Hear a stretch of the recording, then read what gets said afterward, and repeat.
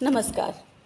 आज मैं आप लोगों के साथ एक जानकारी साझा करना चाहती हूँ जो मेरे साथ हुआ है और ये परसों हुआ है। परसों यानी 5 मार्च को हुआ है ये मेरे साथ दोपहर के करीब 12 बजे।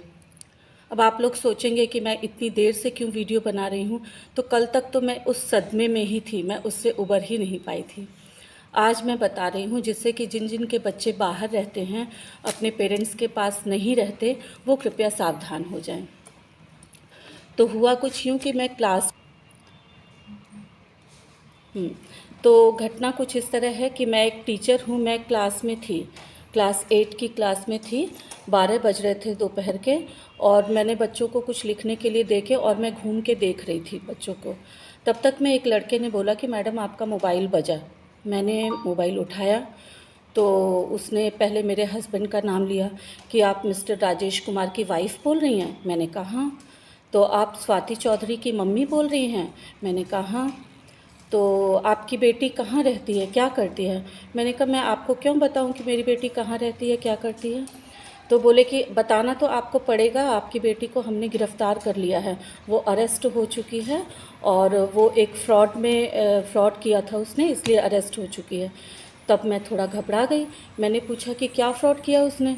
तो बोले कि वो एक लड़के को ब्लैकमेल कर रही थी, 4 लड़कियां मिलके। तो वो चारों अरेस्ट हो गई हैं। 3 को तो सज़ा भी हो गई है, 7 साल की सज़ा और 4 लाख रुपए जुर्माना।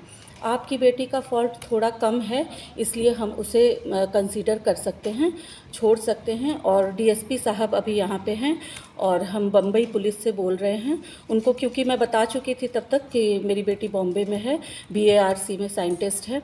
तो उन्होंने बोला कि हम बॉम्बे पुलिस से बोल रहे हैं और यहाँ पे डीएसपी सर बैठे हुए हैं, एक मैडम हैं, उनसे हमने रिक्वेस्ट की है, हम आपकी बेटी को छोड़ सकते हैं। अब चूँकि मेरी बेटी अरेस्ट हो चुकी, इतना सुनते ही मुझे लग रहा था कि फ्रॉड हो रहा है मेरे साथ, लेकिन फिर भी मैं मतलब बहुत घबरा गई। फिर मैंने बोला कि आप मेरी बेटी से बात करवा सकते हैं मेरी? तो उन्होंने बात भी करवाई और बात करवाने के दौरान उन्होंने मेरी बेटी की जो आवाज़ सुनाई, वो बिल्कुल हूबहू मेरी बेटी की ही आवाज़ थी।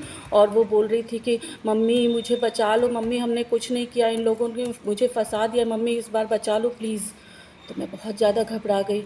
फिर मैंने कहा कि अच्छा बताइए अब इसको बचाने के लिए क्या करना होगा? तो उन्होंने कहा कि आपको थोड़ा खर्चे पानी का इंतज़ाम करना होगा। मैंने कहा कितना पैसा? तो बोले कि 60,000 आपको देना होगा। अब गलती से मैंने 60,000 को 7,000 सुना। फिर भी मैं बहुत घबरा चुकी थी और मैंने जल्दी से मैं स्कूल में किसी को बता भी नहीं सकती थी, क्योंकि पुलिस वाली बात थी कि आपकी बेटी को गिरफ़्तार कर लिया है, ऐसे-ऐसे। मैंने कहा कितनी बदनामी हो जाएगी। और उन्होंने कहा कि मीडिया वाले अभी बिल्कुल एकदम हमारे आस-पास हैं और मीडिया वाले आ चुके हैं, अगर आपने देरी की तो बात मीडिया में चली जाएगी, आपकी बेटी की बहुत बदनामी होगी। मैं काफ़ी घबरा चुकी थी। मैं अपना बैग वैग लेके घर की तरफ भागी और घर पहुंचने के, चूँकि मैं एक रेजिडेंशियल स्कूल में काम करती हूँ, तो वहाँ पे वो हॉस्टल की जो मैट्रॉन थी, उन्होंने भी मुझे पूछा क्या हुआ क्या हुआ? बस मैं रो के इतना ही बोली कि मेरी बेटी को किसी ने किडनैप कर लिया है। फिर मैं घर चली गई। मैंने उनको 7,000 पे भी कर दिया।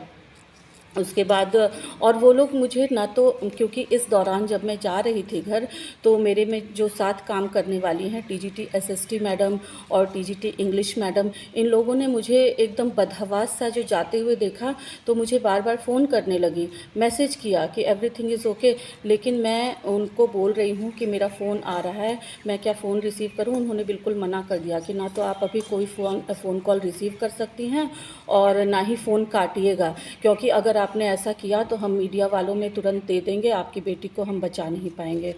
और वो लोग बार बार कसम खा रहे थे, बहना इसकी कसम, उसकी कसम, माता रानी की कसम, काली माता की कसम, तुम्हारी बेटी बिल्कुल सुरक्षित है, तुम खाली पैसे पेमेंट कर दो।